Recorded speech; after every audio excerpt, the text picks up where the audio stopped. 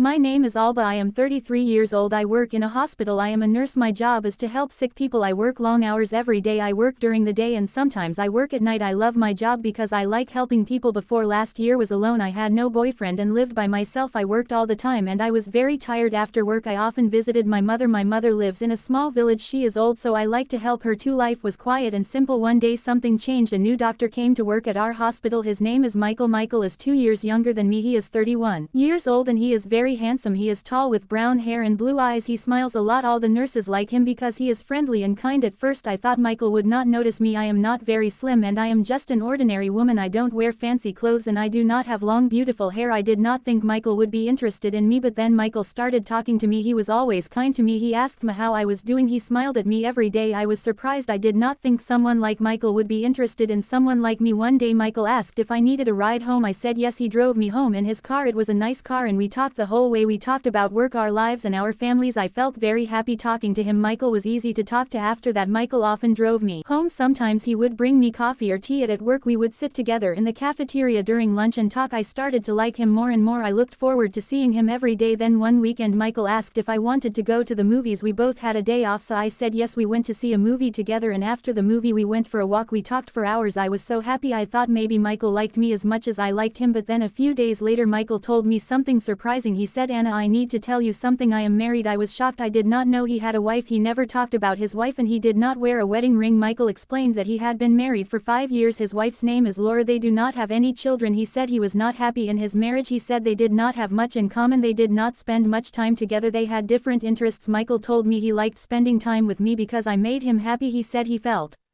comfortable with me. He told me I was easy to talk to and he enjoyed being around me. I didn't know what to do. I liked Michael very much, but I didn't want to cause any problems. I started to think a lot. I wondered why Michael liked me if he already had a wife. His wife was probably very beautiful and I didn't understand why he would want to spend time with me. I thought about it every day. I was confused. I didn't know if I should continue seeing Michael or if I should stop. I didn't want to hurt anyone, but I was happy spending time with him. A few days later something happened. I went to the big supermarket in the city. I was there to buy food. As I walked through the aisles I heard a Tamil voice. It was Michael. He was talking to someone. I saw him before he saw me. He was with a woman. I guessed it was his wife Laura. Laura was very beautiful. She was tall and elegant. She looked like a model. She wore expensive clothes and she smiled a lot. They were laughing together and they looked very happy. I felt sad. I didn't know what to do. I left the supermarket quickly. I didn't want them to see me. I went home and thought about it. I felt confused. Why did Michael spend time with me if he had a beautiful wife? Why did he choose to talk to me? I started to think about my situation. I didn't want to be the other woman in Michael's life. I wanted to make the right decision, but it was hard. I knew I had to talk to Michael and figure out what to do. Later that night I couldn't sleep. I kept thinking about Michael. The first thought about how kind he was to me and how much I enjoyed spending time with him, but I also thought about his wife. She was beautiful and looked perfect. I didn't understand why Michael would choose to be with me when he had a beautiful wife. The next day I went to work feeling tired and sad. I didn't want to see Michael, but I knew I had to talk to him. When I saw him he smiled at me like everything was normal, but I couldn't sleep. I kept thinking about Michael. The first thought about how kind he was to me and how much I enjoyed spending time with him, but I also thought about his wife. She was beautiful and looked perfect. I didn't understand why Michael would choose to be with me when he had a beautiful wife. The next day I went to work feeling tired and sad. I didn't want to see Michael, but I knew I had to talk to him. When I saw him he smiled at me like everything was normal, but I couldn't smile back. I needed to know what was really going on. "Michael, we need to talk," I said. He looked at me confused. "What's wrong, Anna?" he asked. "I saw you at the supermarket with your wife." I said. "You looked happy."